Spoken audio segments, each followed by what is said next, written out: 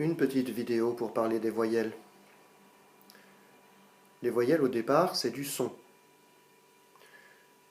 Au début de l'invention du langage, l'humanité a inventé la langue orale, mais l'écriture n'existait pas.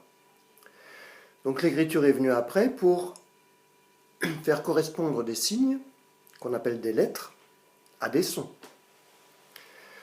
Et parmi ces sons, on a d'un côté des consonnes, d'un autre côté des voyelles, et parmi ces voyelles, on a deux sortes de voyelles, des voyelles qu'on appellera orales par exemple, et des voyelles qu'on va appeler voyelles nasales ou nasalisées. Orales pour faire allusion à la bouche, nasales ou nasalisées pour faire allusion au nez. Pourquoi? Parce que d'un côté, j'ai des voyelles qui se font en utilisant le passage prévu pour l'air, sans solliciter la partie supérieure qui permet le passage par le nez.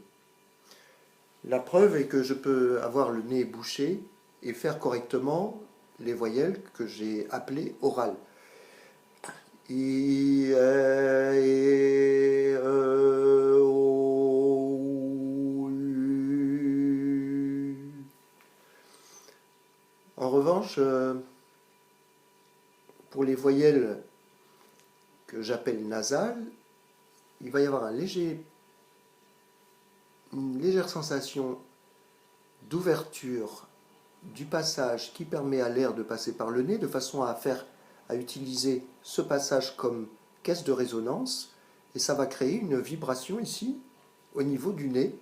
Si je mets mes doigts sur mes narines pour boucher mon nez, en faisant un passage d'une voyelle orale à une voyelle nasale, je vais sentir la vibration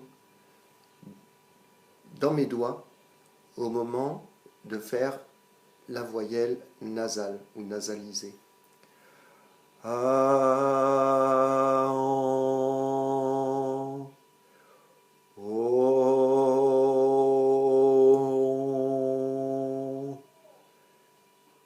I, un.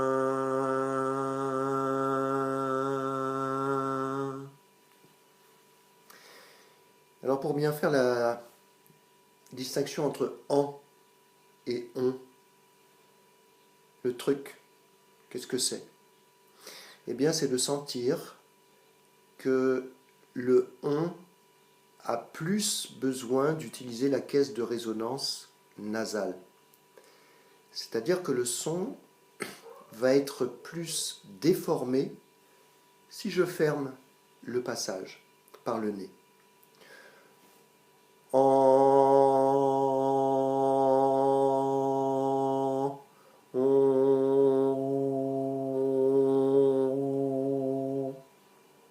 Clairement, le on va être assourdi si je bouche les narines.